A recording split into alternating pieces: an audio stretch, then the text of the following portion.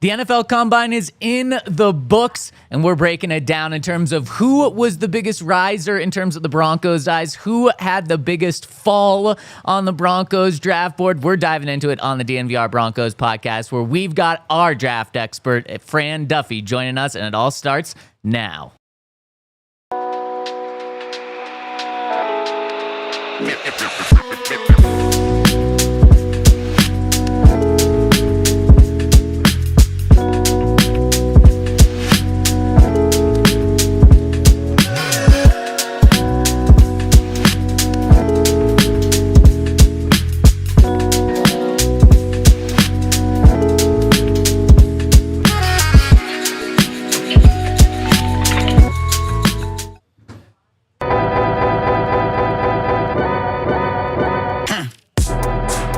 We are 1 week away from free agency, and we're that much closer to the draft. Big show on today's DNVR Broncos podcast, where we are live from the Toyota Lounge, driven by your local Front Range Toyota stores. I got Henry Chisholm to my right, got you here, and Dion behind the camera, and Zach Stevens rocking and rolling with you today. Henry, how we doing? Good. I hadn't even thought about that. About how you're doing? What? About how you're doing? Yeah. Let's see. Financially good weekend betting.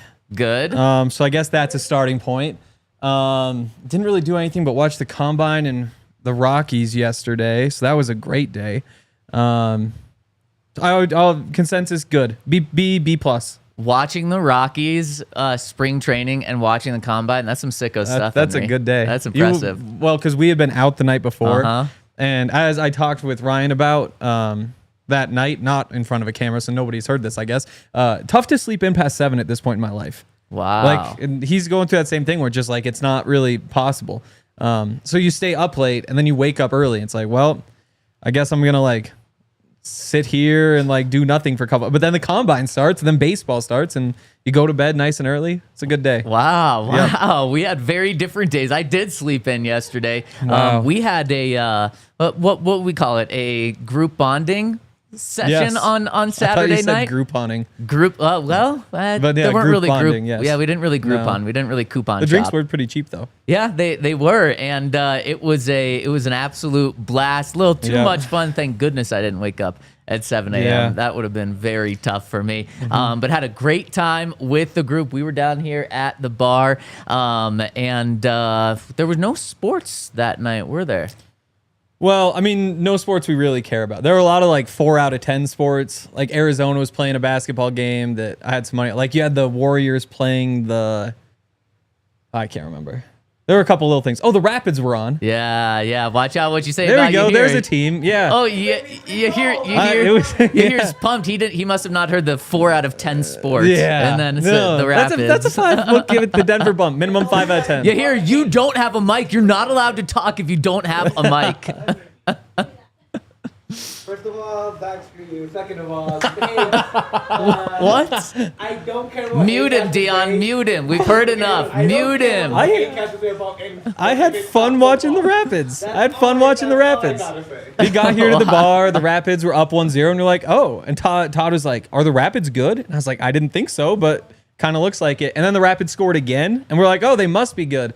And then, soccer being a game of runs, as it is, gave up 3 straight goals, and they were down 3-2. But then they got another goal. It was 3-3. Is soccer a game of runs or just a game of running? It's, well, if you were smart, you'd say a game of running. In that game, it was a game of runs, though, which actually made soccer fun somehow. A game of... There's the shot. Yeah. Oh, wow. Okay, let's turn to the other football. Some people call soccer football. The one you play with your hands. Let's turn to our football here. And there was some news over the weekend, 2 bits of news items, and Henry, want to talk about the first one. The 49ers traded Deebo Samuel not to the Denver Broncos, but to the Washington Commanders. And when we found out the trade terms, that's when kind of you asked the question, okay, should the Broncos have done this deal and been in on it? The 49ers only received a 5th-round pick in exchange. Knowing the price was that low, should the Broncos have been in on Deebo? No, I mean, we talked about, like, if they gave me the 5th-round pick to take Deebo, that's where you kind of start. Because, again, just the amount of money you have to pay does not line up with who he is as a player at this point. $20 million, right? Yeah. And I was surprised they were willing to pay that. And I get, like, there's a lot going on, but we're talking about like Cortland Sutton, 20 million a year. Maybe it's 21, 22 million a year. Yep. He is so much better than Deebo Samuel at this point. Like it's not even a conversation. I'm curious to see it though, because there are still things he does well. It's not like the guy just can't play. It's just that, you want to give him the ball on those little bubble screens and all those sorts of things. And it used to be you get him the ball in one of those, he might take it to the house. That won't happen anymore. But, a 10-yard gain, that's still on the table and that's valuable. It just, I'm not sure that you need to have the brand name Deebo to find you somebody who can do that, especially when the other ways you're getting in the ball, like the handoff stopped working. He ran 3.8 yards per carry last year. There's no more like just hand him the ball and let him find something. You can get him on the screens, you can get him on some crossers, but he doesn't have the speed to change the angles anymore. The only thing that could really sell me is if he says like, yep, I just got to drop 20 pounds. And when I drop 20 pounds, then I'm back to being myself. But I don't buy it. Yeah, I mean, this is an issue. You talk about the weight. This is an issue that the 49ers have had like every single offseason when it comes to Deebo, and to be paying a guy $20 million when you have to worry about that, that's concerning. With the difference this year being that happened in the season. And that's probably why he was slow. You got Tim Kawakami who covers him saying like, yeah, they knew all year it's 10 pounds. We said on the podcast, like you physically look at him and he looks different now than he did a couple years ago. Like he just looks, he's got a belly on him. Yeah. It doesn't work. He definitely does, and I know that was a sentiment in the NFL last week at the Combine. Like, man, we don't want him because this guy's too big. And so I like this from a Broncos standpoint, even though it was just a 5th-round pick. I wasn't about it because of the money strictly. If he were to have been cut and you could have picked him up for $2 million, of course I like that. Just like Cooper Kupp. We both agree on that as well. Like if you can bring Cooper Kupp in as a free agent and pay him just a couple $1 million, okay, great. Same with Deebo. But the Broncos just had no interest in Deebo Samuel at all. I learned that last week, reported it last week, and then that came out to play, and I think that was the right decision. I like this for the Commanders right now. You have some extra money to spend because you have a rookie quarterback on a rookie deal. They had $85 million. Exactly. So the $20 million, yeah, it's a little steep, but like, okay, were they going to spend $85 million in free agency? Probably not. So I like it for the Commanders. I like it for the Broncos. Team I don't like it for the most is the 49ers. I don't know what the 49ers are really doing now because they're still in a win now mode. But we talked about George Kittle. He's, 34, 35 years old this year. Brandon Ayuk coming off of surgery. Christian McCaffrey getting older and getting more injuries the older he gets. Really weird spot for them. You would have thought that this kind of would have been like the all-in play for them is to keep him. Now, I know he requested the trade, but that's the only team that I don't think this makes sense for is the 49ers themselves. But makes sense for the Broncos to not get Deebo, to pay him that money, and I think it makes sense for the Commanders too. But, again, you just get all that money.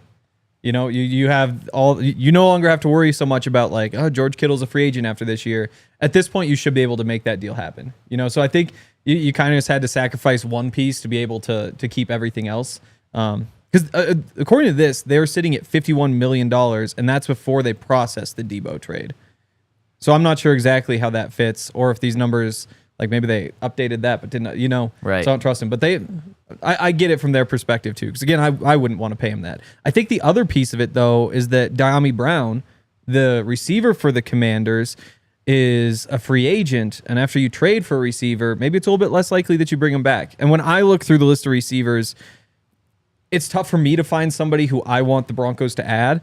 Because you got Cortland Sutton, Marvin Mims, Troy Franklin, Devon Bailey. There's 4.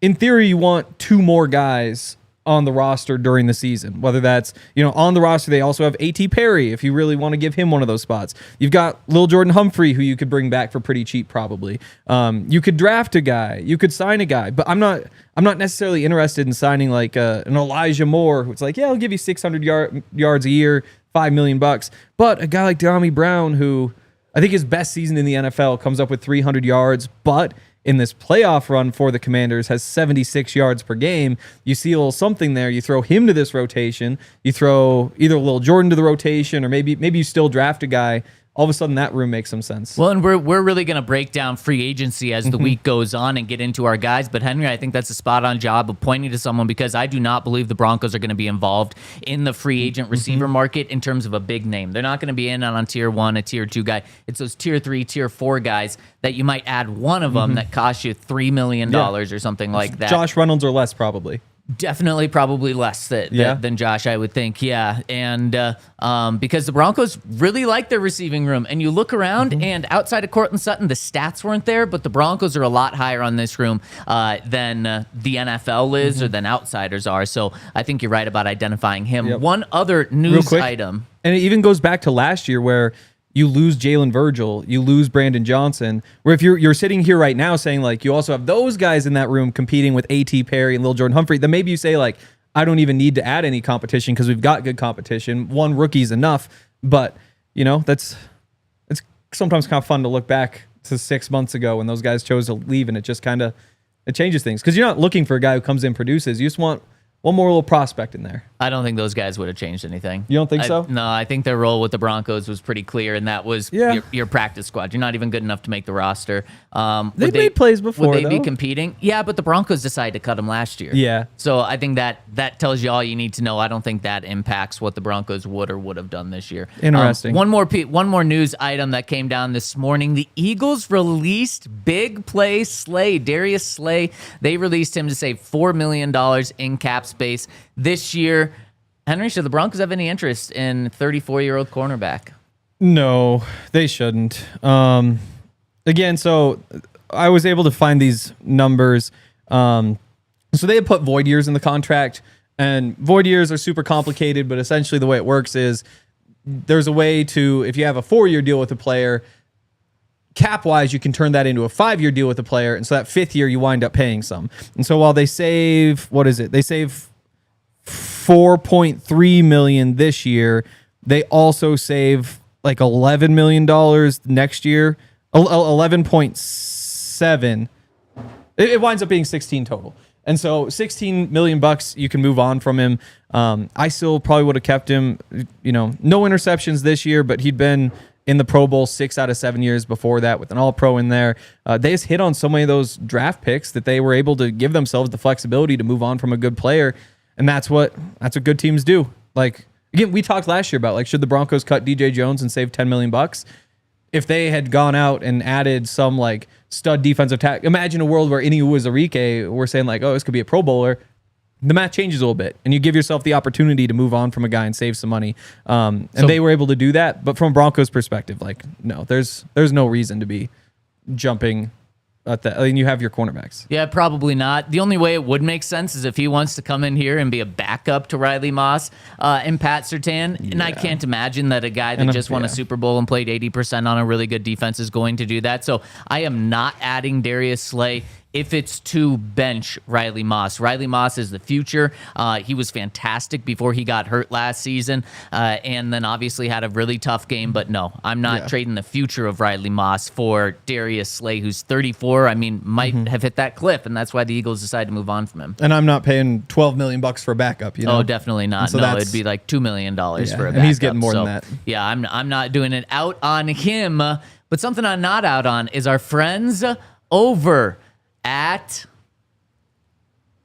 UC Health, where this DNVR Broncos podcast is brought to you by UC Health, the preferred partner of athletes in Colorado. And one of the things that I really tried to do this weekend and am trying to do this year is really prioritize my sleep. That's one way that I can prioritize my health, is by getting enough sleep. 8 hours a night is what I shoot for. And I know that's a big thing with professional athletes now too. They are really focusing on their sleep as well. And so if you want to learn more ways to be healthy and to get better sleep, you can check out uchealth.org for more information. Learn more about living like there is a tomorrow over at uchealth.org for more info. UC Health, live extraordinary. And shout out to Mando. Mando's awesome. They have all sorts of things that'll keep you smelling good, which is, we're getting to the summer. Tougher to smell good in the summer. That's just the bottom line. Whether you're trying to make your pits, belly buttons, balls, butt cracks, grundles, anything smell better, they've got the right products for you. The deodorants, the different sprays, the washes, all those sorts of things. They have all sorts of different smells, like the bourbon leather, the clover woods, the Mount Fuji Pro Sport, all sorts of different options.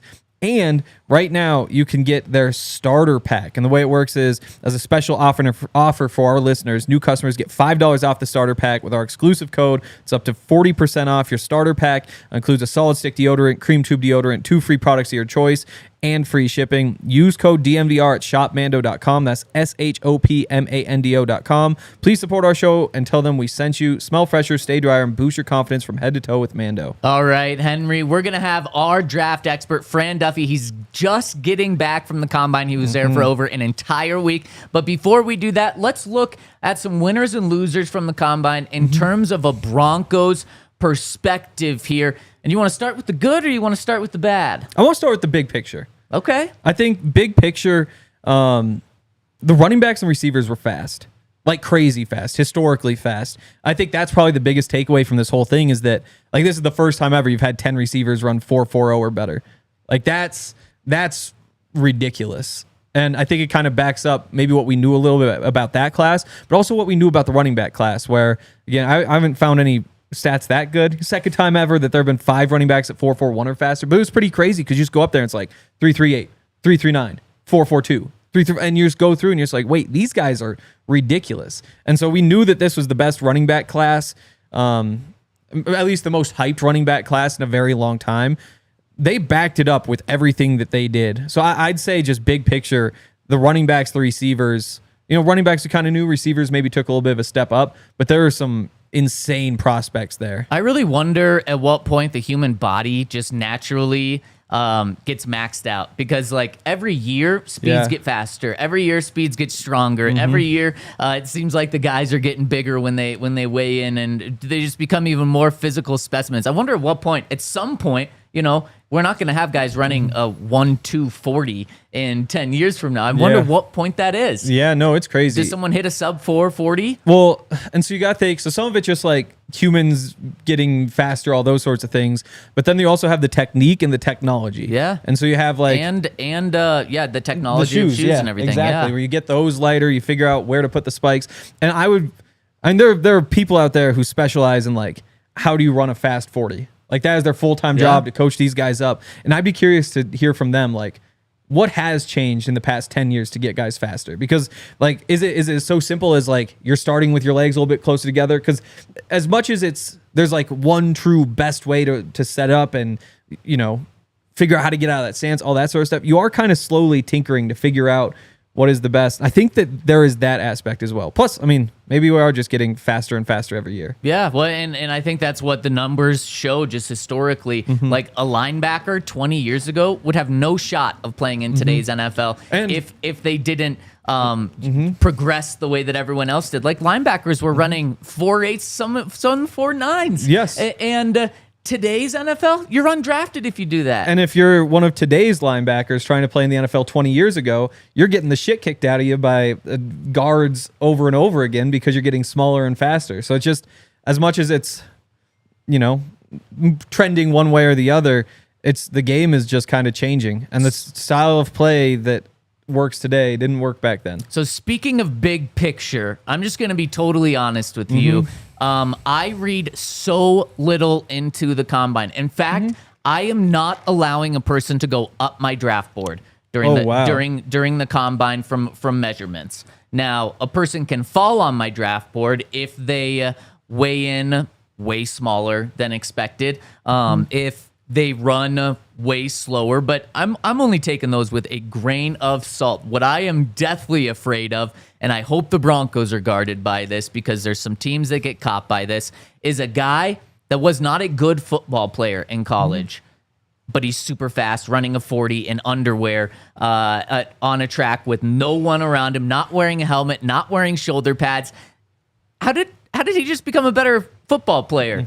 He didn't. So don't get tricked by that. So I am not going to get tricked by a fast 40 from a guy who just comes out of nowhere, and he's supposed to be like a day 3 pick, and now all of a sudden he's an athletic freak because he can run really fast, and now he's like a borderline first round pick. That is the scariest thing to me, and there are teams that get caught up by that year in and year out. There's someone that's going to jump the board big time this year, and I am out on that. The valuable thing to the combine for me is the interviews that you get, being able to meet these guys for the first time one-on-one. You can put them through tests. You can put them on the whiteboard. That is valuable. That's something that we never find out about, Henry, in terms of like, this guy had a really good meeting with the Broncos. Now he shot up their board. We might hear about that after the fact, and after the fact meaning after the draft, but we will not find out about that right now. So that's important from an NFL perspective and a team perspective, but we will not learn about that right now. And then the other one is your height, your weight. To an extent, I'll look at those just to confirm that it's not like 20 pounds off from where he was at college. But man, anything that happened this past the past few days in terms of the speed and stuff, no, I'm not letting that fool me into taking a guy. That's fair. I think, again, though, it's kind of part of the process where, the evaluations aren't done yet. Like, they're still working through things. Like, one example for me, I guess, if we're talking winners, one of my big winners, Matthew Golden, the receiver from Texas, who, I had this conversation with our guy, Andrew Farmer, on Twitter, like a month and a half ago. He just asked what I thought about Matthew Golden, the receiver from Texas. And I said, if he doesn't run well, he might slip to day 3. But if he runs well, he's going to kind of get compared to Tyreek Hill. Because, again, you watch him play and you look at like shifty little slot guy, incredible hands, will jump up and make catches, will kind of brush guys off of him. The run after catch stuff is pretty crazy. He can hit you in all different parts of the field. But you wonder if that speed is it speed that just kind of looks nice, or is that like legit, you can trust it, like he really is that fast? I think that sometimes you just kind of go into the combine with those questions of like, what kind of athlete really is this guy? Is this like a freak, like one of one, like you just don't see these guys very often kind of athlete? Or is this a good athlete who has really good football skills, which is also a good player, but it puts him in a different tier from a guy like a Tyreek Hill, where you're like, oh wow, this is just like a freak of nature. There's got to be something we can do with him. And so I think, again, I don't think you're wrong for saying like, don't change your thoughts big picture, but I do think that there are a bunch of guys who, at least I went into the combine kind of wondering like, are you a blue chip athlete or are you not a blue chip athlete, but you're good enough at football, you're able to negate it? Because if I'm a coach, I say, I can teach you football. It's just a lot tougher to teach you like, 4-4-5, 4-3-8, So it's, and even those can be misleading. We'll get into Tez, I'm sure, because that's a really fun conversation. But I think, again, you go into it maybe having some questions that you want answered, and you get some answers in places where you felt like you just didn't quite have the full picture. And as a Toyota chat is saying, the Raiders drafting fast guys, Darius Hayward-Bay, Farrell a couple years ago, where they used a top 5 pick on him and he was an absolute bust. Those are the teams. That is literally the franchise that gets caught up in this. And but I'd say the Eagles sometimes do that size speed thing too. And you miss on guys. I don't think so. I think Buffs guy Davion Taylor, for example, who like didn't work out in the NFL, but I really liked him. I had a bunch of fun. Goes up to be a 3rd-round pick because he's just like big, fast linebacker. Again, like there's pros and cons. The Eagles draft good football players. That's what they do. They draft elite football players that were elite in college and maybe had a concern here or there. So I don't think that's what the Eagles do. I think they just draft. I mean, Jalen Carter was an absolute monster, but obviously he had off the field issues, and that made him drop to 9. They said, we're just going to take a really good football player, and boom, that turned out for them. But one of the names you mentioned, Tez Johnson, let's dive into him, because Henry, he had maybe the most interesting combine that you could have. Extremely small, 154 pounds. That's the smallest wide receiver in at least the past 25 years. That's the 0 percentile for weight, and this is coming from me. That's small right there. He had just an underwhelming 40 time, a 4.51. Some would say disastrous. Sure, yeah, but then he had an elite 3 cone, 6.65. And that's the thing. For me, but then he had the fastest miles per hour of any receiver during the drills. So there's explosion, but maybe not top end speed there is well, there's top end speed, but it's not in a 40 way. So it's really confusing with how you view Tez. And Henry, unfortunately for Tez, this might hurt his draft stock. Yep. But this could be good news for the Broncos, because I don't think the Broncos are going to use a day 2 pick on him. Maybe these stats confuse teams and make him drop into day 3. And I know Tez is a good football player, so if he's there with one of the 6th-round picks, oh my goodness, I'm using that and running away with it. So I think that this weekend was bad for Tez, but could be good for the Broncos in the long run. If they want him. I mean, again, so Tez coming into this, my best comp was like a Kevontae Turpin, but a Kevontae Turpin who was like more polished and had more separation, had better hands, was going to be able to contribute immediately. Because again, like you look at what Kevontae did at TCU, and it's nothing all that special. And you see him kind of slowly grow into a role. Kevontae ran a 4.31 though. And so you're just like, oh, well, maybe that isn't the comp. And that's kind of, to me, that was the bigger question with Tez coming into this was, he's a slot receiver. He's shifty. He can get open underneath. You like a lot of those things. What could add a bunch of value is if he's the slot receiver who's also going to beat teams deep. Because as soon as you add that seam stretching ability to all that underneath stuff, that's where you have a guy who's worthy of being drafted in like the 2nd round. That's why, when Lad McConkey ran like the 7 or the 4.44 or whatever it was last year, people are like, oh, this isn't just a slot receiver. This is a guy who has some juice to him too. Tez, I think maybe people assumed that he had that piece of his game. But now that is very much a question. And I think you still know he's going to be good underneath. Again, best 3-cone shuttle of anybody. The distance between him and number 2 is the same as the distance between number 2 and number 9. Like you said, of all the on-field drills, he had the top miles per hour. And so it's tricky. And I don't know if maybe we can come back real quick. I'll hit this now. Wait. Okay. We come back. Okay. Yeah, we've got to give a shout out to our friends over at Shady Rays, where any time of the year, wherever you are, you need sunglasses, and our friends over at Shady Rays have you hooked up because they've got hundreds of styles of sunglasses, including if you're going to hit the mountains, you're going to need Shady Rays. And Shady Rays has hundreds of pairs. They're already affordably priced. They're polarized sunglasses, and you're going to get 35% off all of their glasses over at shadyrays.com. If you use the code DNVR over at shadyrays.com, you're going to get 35% off already very affordable sunglasses. Shady Rays is your one-stop shop for sunglass shopping. Whether it's for yourself, whether it's a gift for someone else, they're affordable, they're high quality, and they have over 300,000 5-star reviews from people. So an exclusive deal for our listeners. Use that code DNVR over at shadyrays.com to get 35% off. Make sure to try them out. We love them. The people love them. You're going to love them. And shout out to Toyota. Good weather is weather for Toyota too. We talk all about like when it's all snowy and gross and icy, how nice it is to have a trustworthy Toyota that's built for off-roading, those sorts of things. It's also just kind of nice to have a good car when you're driving around in the summer. And it kind of feels like summer's finally here. Going up to the mountains, going camping. I've started looking at maybe some camping trips. I guess it'd be a long drive up to Montana in a Toyota, but worth it. Toyota's great. 17 models with available all-wheel drive or four-wheel drive. They got the 4Runner, more low and zero emission vehicles combined than any automaker.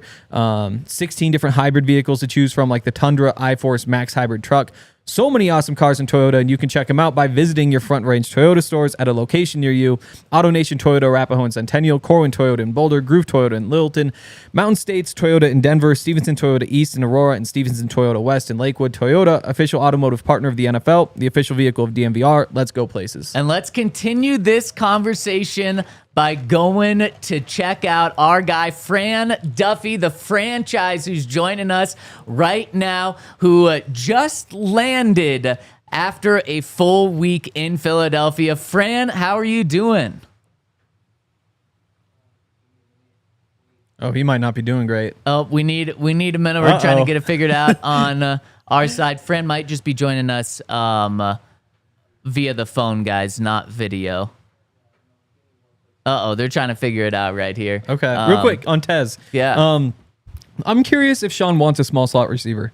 Because again, there we go. We'll get to that after. There's our guy, Fran Duffy. Fran, welcome home. How was the week grind in Indy?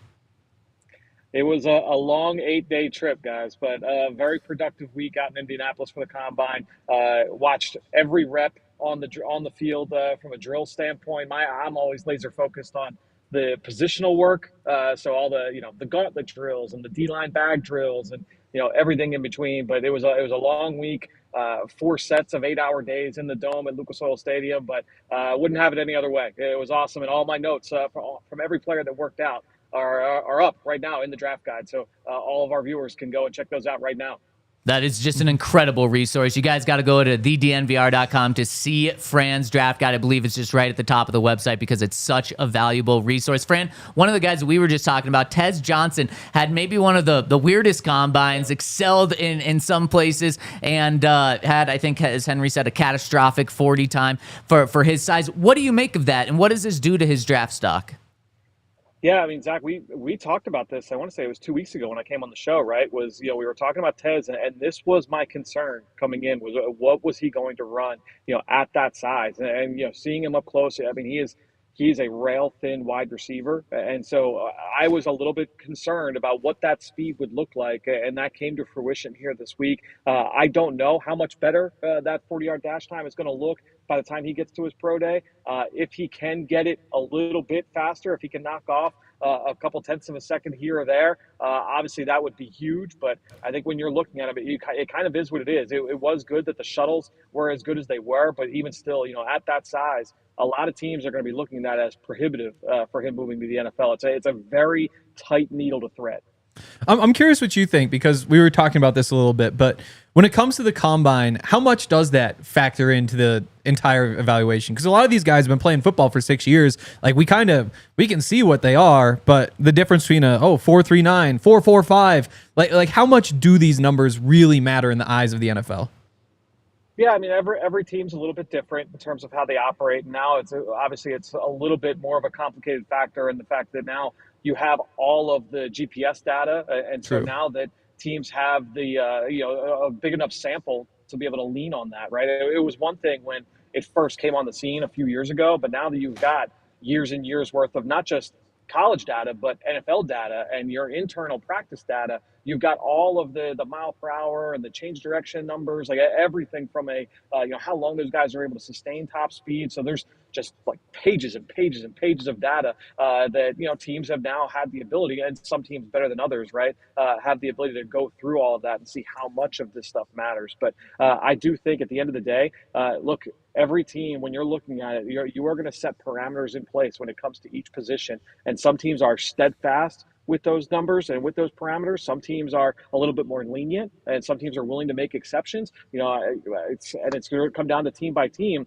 I will say, for receivers that are that small, sometimes that weight that Tez Johnson has, I mean, that could be enough to turn a team off, right? Much less when you factor in the speed component. And so I think that when you look at it, that's when it starts to just whittle down the number of teams that will have a draftable grade on you. And then it just becomes, all right, well, if let's say, only 10 teams are willing to draft Tez Johnson, now it's like, all right, well, now the chances of him going round 4 or round 5 become a little bit slimmer.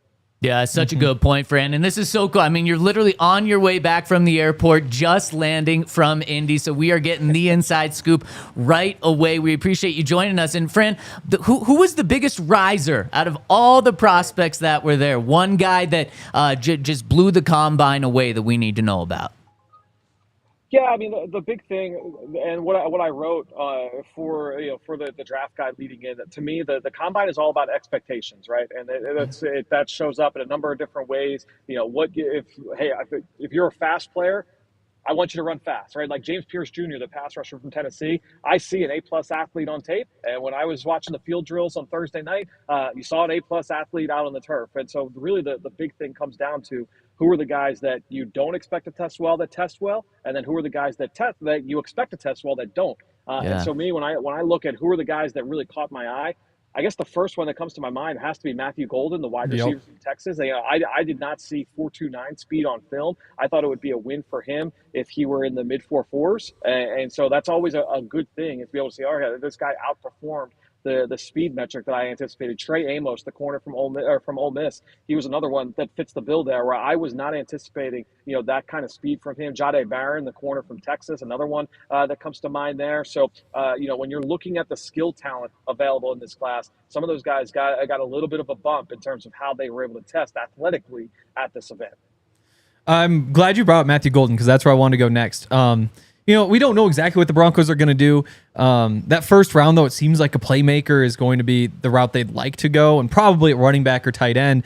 But when you have a guy like Matthew Golden right there who, I don't know, it sounds crazy to say, but the hands, the explosiveness, the pure speed, the body, like there's so much of that almost does make you think about Tyreek Hill a little bit.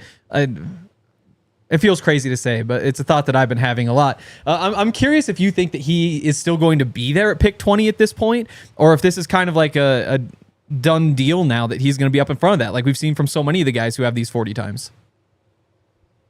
Yeah, my guess is we'll start to hear more buzz about him going a little bit higher. And the big thing, look, at the end of the day, I don't anticipate that when I go back, because I watched all of Matthew Golden's targets from this season already, right? So I watched all of his targets, and I didn't see 4.2 speed on film. I don't know that all of a sudden, wow, yeah, he's a 4.2 guy. I'm not like those comparisons can be dangerous. I think at the end of the day, one of the things, I forget if it was us that had this conversation, but players, agents, like trainers, they've gotten better at, I don't want to say cheat the drill, but you've gotten really good at being able to understand what the techniques are to be able to maximize every single step. And so if you have guys, to me, like when I see guys that outperform testing, sometimes, hey, I just misjudged it, right? Like I didn't see a guy that was that athletic. Ty Robinson from Nebraska. There were people that said, oh yeah, he's a really good athlete. And I was like, yeah, I just don't see it on film. And so obviously like that's one where I do want to go back and kind of take a look. I don't think anybody expected this level of speed from Matthew Golden, right? So to me, this more speaks to, this is a guy that works really hard and took his training really seriously in a short period of time. Remember Texas went a couple games into the playoff in a short period of time, being able to turn around and test that way. That was almost more impressive to me. Shows like the work ethic that he put into training to get ready for this event. Yeah, it makes so much sense, Fran. Terrence Ferguson, another connection with Bo Nix, tight end out of Oregon, seemed to have a really good combine. Are we talking about him being a day 2 pick now? And is this some guy that can be the tight end if the Broncos, let's say they only draft one, can he be the guy that they pick and count on heavily, especially his rookie season? Yeah, I mean, he tested well across the board. A lot of his numbers were impressive. I think some of the shine would have worn off with him had we seen Elijah Arroyo test, had we seen Tyler Warren test, Colston Loveland, right? So I think that at the end of the day, like his workout was good, but it wasn't like, oh man, like let's like a rocket ship to the moon for Terrence Ferguson. I still don't know that he's an ideal like Joker type. I think that he has some of those Joker qualities, right? But I don't know that he's a guy that I would draft and say like squarely put him in that role. Now, I do think that if they were to miss out on some of these other bigger names at the position, that maybe that would be a guy that they would, quote unquote, settle for, having had that relationship there with Bo Nix. I think that he's probably going to end up in that 4th round range, if I had to guess at this point. He had a solid week down at the Senior Bowl, so he has that going for him as well. But yeah, so far it's been a good pre-draft process here for Terrence Ferguson. Sticking with the tight ends, Colston Loveland. I thought, even though he didn't do a lot of the workouts, any of the workouts, I thought he kind of had a great weekend because he measures in at 6'6" and 248 pounds with 10-inch hands and like decently long arms. I almost wonder if I've been underrating him as just like a pure blue chip tight end prospect who, he's big, he's strong, he's fast, he's productive, and he's still only 20 years old. What do you think of Colston Loveland? Yeah, I like Colston Loveland. I think that when you look at him, to me, I don't know that I would put him on like that Travis Kelce like tier of athlete and of tight end, right? I think at the end of the day, he's more in that kind of what we've seen Dalton Kincaid to be in the NFL, me personally. And I know I'm probably a little bit lower on him than most of the consensus. I do have some concerns about him, participating as a blocker. Now, it was announced over the reason why he didn't test was that he underwent shoulder surgery after the season. He has suffered an injury early on, and he played through it, which that's huge props to him as well. Played through it this fall, and then it was starting to bother him as he started going through pre-combine training. And, then they decided that let's have the procedure so that he's ready to go for the season. So we won't get any kind of athletic testing for Colston Loveland. But I think at the end of the day, this guy's got the ability to be, a good movement piece. It's just a matter of like, is he a focal point of an offense or is he more of a complementary piece? Again, kind of pointing to a Dalton Kincaid type presence for Buffalo where, hey, he's had a solid start to his career, but maybe not that true mismatch type, line him up all over, and he's a real problem that teams have to plan for defensively every single week. Did 248 pounds surprise you? Because maybe I was wrong, but I thought like 235 was what we were looking at. Right. Yeah, I thought it would be. I agree with you. I think it would be a little bit lighter. But yeah, I think that's a credit to him to continue to train and make sure he's adding that weight. Now the big thing is that he feels comfortable adding that weight right now because he didn't have to test. Right? If he did have to test, would he have kept some of that weight off? We know a lot of guys will try and cut weight before they go into athletic testing just to make sure that they can have the best times possible. Fran, final one for you. There's been some reports about Jackson Dart potentially really rising up draft boards after this past week and potentially going like in the first round, in the middle of the first round. Do you see that? Have you heard that as well? And the reason I ask from a Broncos perspective is, man, any quarterback that goes above pick 20 just helps another great player fall down to them. I doubt he goes top 20, me personally. I do think that there has been some buzz there, but I think that I'll put it this way. I think it's more likely that there's one quarterback that goes ahead of the Broncos as opposed to three. Okay. Wow.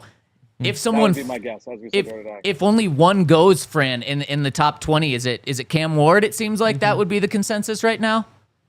Yeah, that's where my gut is, guys. But it's early. We'll see exactly how that plays out. All right, Fran. Well, thank you so much for joining. Welcome home, and thank you for joining our show. We'll talk to you next week. Thanks, Fran.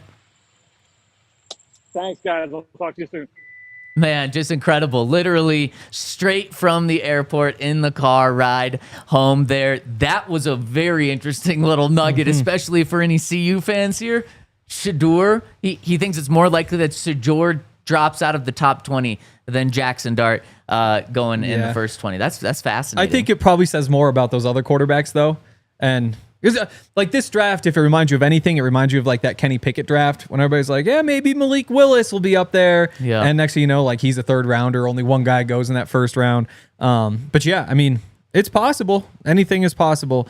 Yeah, good stuff, though. Man, and as some people were saying there when we threw out Tez Johnson's name, when we threw out Terrence Ferguson's name, we have the Denver Saints because of the pipeline from New Orleans, but we might have the Denver Ducks if the Broncos keep drafting from Oregon, and that's got a pretty good ring to it. I can sign up for that one. And then a lot of debate in the Toyota chat over if Terrence Ferguson could be a day 2 pick. Some people say Peyton Manning in the chat says, no way, use a 4th or 5th round pick on him. But we got John saying he's okay using a day 2 pick on Terrence Ferguson. I think Terrence Ferguson was a 4th round guy, and I think he might have bumped himself into that day 2. So I still think 3rd or 4th round for him right there.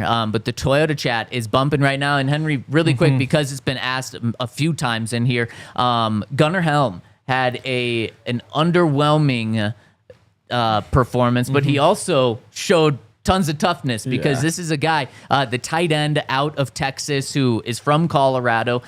He went out at the combine and he sprained his ankle on the on his first 40, which was a false start, so he had to stop, and then went out and ran on it, and understandably so.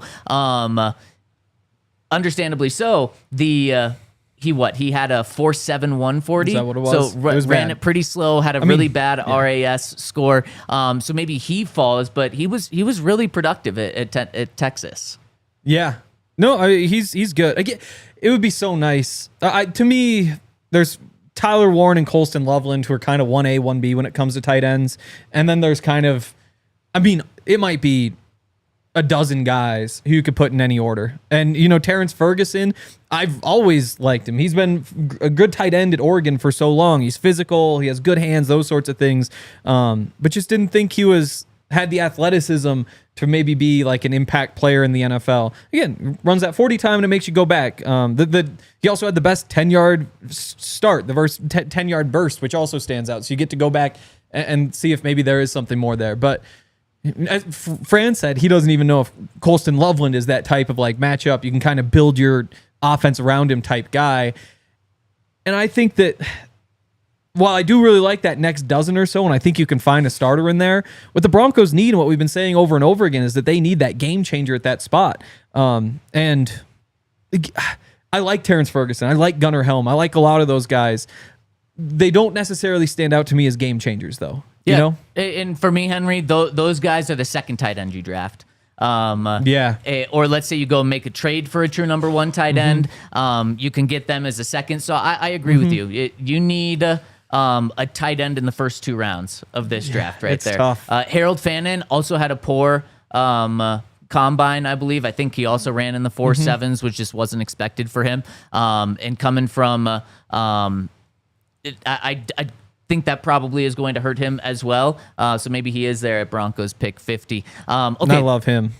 Yep. Again, and he was the one where I'm saying I don't think there are any of those matchup guys in that next group. If there's anybody who is, I think that's who it is, just because of the diversity of what he brings to the table. Does a 4.7 140 concern you then? No. I mean, what? That's still 6th among tight ends. Like, it's not like it's devastating. But Tyler Warren, Colston Loveland, those guys didn't run. True. Again, I'd be curious what a Tyler Warren would run. Because to me, there's a lot of hype about him being like, oh, top 5 pick, top 6.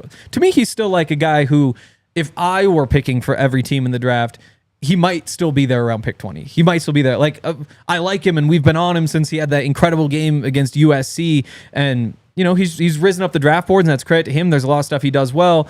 But, again, it's a 1A, 1B with him and Colston Loveland, in part because I'm not sure that he does have the crazy speed.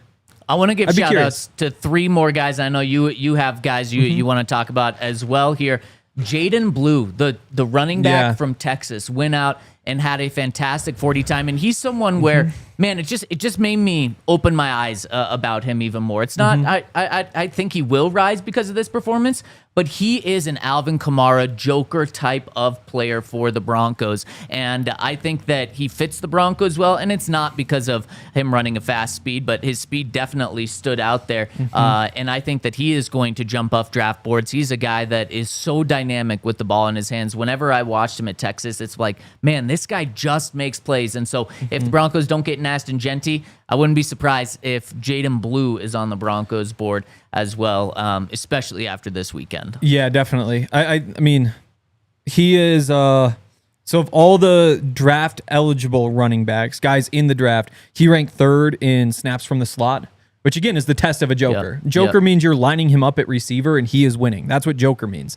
Again, it's LaQuint Allen, it's Brashard Smith, and then it's Jaden Blue. So he's somebody who's proven, I don't know, he's been used that way before and has found some success. You don't know for sure that he's going to be able to translate that to the NFL. But if you're looking for somebody who has a track record there aren't too many options, and he's one of them.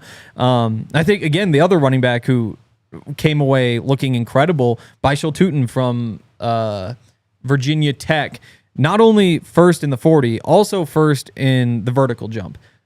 So you have just explosion and long speed at insane numbers. So those are kind of the 2 guys who, among the running backs, probably said, oh no, since we're on running backs, I'll throw Quinshon Judkins out there because there's some talk that maybe Quinshon has caught TreVeyon Henderson. Like, for TreVeyon to be like your crazy speed, Jahmyr Gibbs, game breaker, home run hitter type, Quinshon Judkins to be, your between the tackles, bruise them up a bit.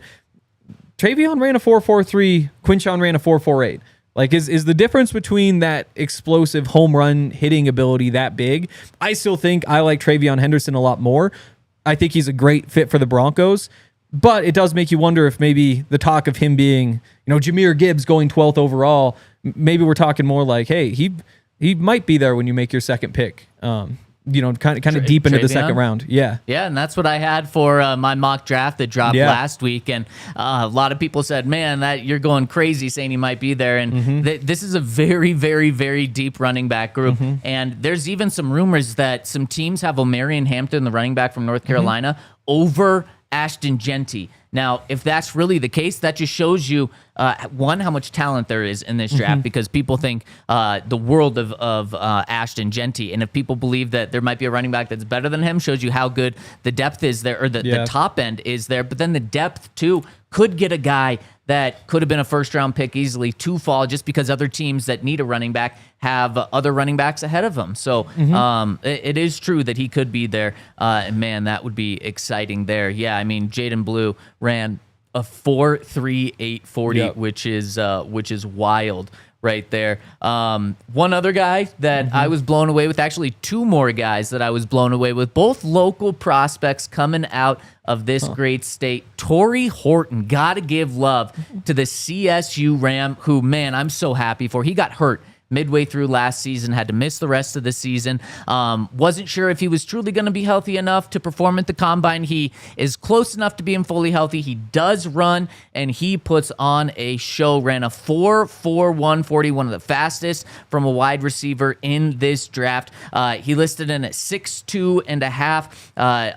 200 pounds, so he's got the size, he's got the speed, and I'm so happy for him because he was a guy that was probably going to go day 2 before the injury, and now with the good performance from the combine, could have got himself back up there for third round. So I was just really happy to see that because I know how much CSU Rams absolutely love Torrey Horton. That's kind of become a wide receiver university, just producing good wide receivers. So I was really happy to see that for him. But honestly, might play himself out of the Broncos picking him because if he did fall to the third round, he is a guy that would fit the Broncos really well. Or not the third round, day 3, he would fit the Broncos really well. I don't think he's going to be falling to the 5th, 6th round anymore. Yeah, probably not. Again, it's just tough for him that this is a year when all the receivers, like your record times. So he runs the 4.41, which is awesome. It was still, 6th best or something like that? 14th. But again, it's the first time ever that 10 receivers have run a 4.4 flat or better. So, like, if he runs that last year, runs it the year before, then everybody's like, oh, huge winner from the combine, CSU's Torrey Horton. Like, this is this huge, like, but instead you have out of nowhere all these guys just running blazing fast speeds. And again, like, it's a great time. It does mean I think he is a day 2 pick.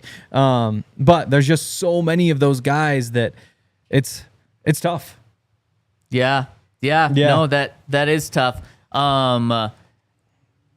Nick Emmanwori, a guy who's been mocked to the Broncos over and over again in the first round. It's a big talk of, like, do you even need a safety? Like, can you be happy without a safety? He had a monster performance. Insane. To me, maybe the biggest winner. Again, 40 times steal all the hype. You see Matthew Golden go out there and, I hit my 48-1 bet on him being the fastest 40 time for receiver, so I feel pretty good about it. But yeah, when you see 6'3", 220 pounds, you think big box safety. He's in there just to, like, kick some ass, like play him as like your cheat to dime or play dime, put him in at linebacker. He ran a 4.38 40, which is insane. Yeah. His 1.49 10-yard split, first 10 yards, best at any position. Not the best of a safety, best at any position. You throw in the 40-inch vertical, best at any position by 1.5 inches. You know how many guys in the NBA combine, where everything is jumping, how many guys in the NBA combine last year had a 43-inch vertical? One? None. Wow. Nobody did that. Like, these are insane numbers with the explosion, with the other stuff. Obviously, on tape, you can see he's a freak. That's why people are talking about him as a first-round safety. Like, listening to Daniel Jeremiah say, like, yeah, it's tough to put him in a box. Like, is he a Cam Chancellor who's just far more explosive? Is he a more dynamic Derwin James? Like, imagine that comp. More dynamic Derwin James. I think Nick Emmanwori, safeties always scare me in the first round because it feels like there's as many who don't hit as do. And again, there's the positional value, all that sort of stuff. But in a world in which, like, you can't get tight end or running back in the first round, that's where, like, again, Matthew Golden, I'd be tempted. Nick Emmanwori, I'd be tempted.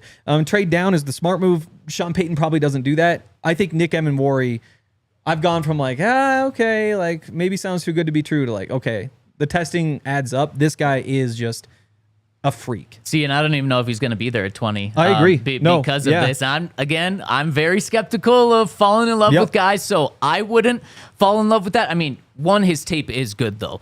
His tape is really good. He's a good football player. So you couple that with an incredible combine performance, he seriously might not be there. And like you said, the comps to Derwin James kind of says all you need to know. When Derwin James is healthy, he's obviously an incredible football player, and this is a guy that might be even more dynamic than Derwin. So I think Broncos fans, clearly what the Toyota chat tells me is that Broncos fans are okay if the Broncos pick Emmanwori in the first round, but I don't know if he's going to be there. I agree. I mean, he's 6'3", 220.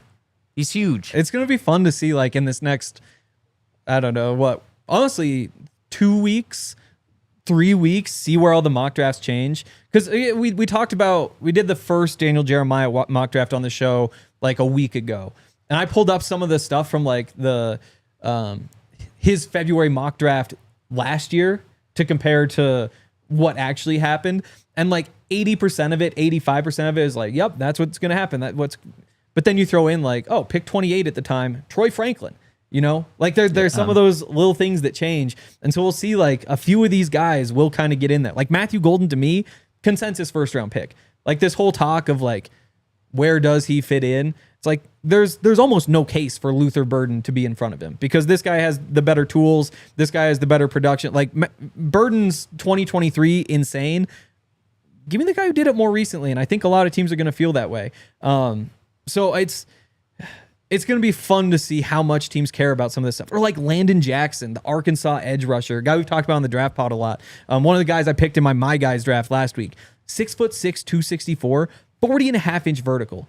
Again, just insane explosion. You watch him on the field and you're like, oh my goodness. Again, if that means he's a first round pick, Broncos aren't doing that. But you also look at the Broncos and say, if Drew Sanders is an inside linebacker, you've got Cooper Bonito, you've got Jonah Ellis, you've got Dondre Tillman.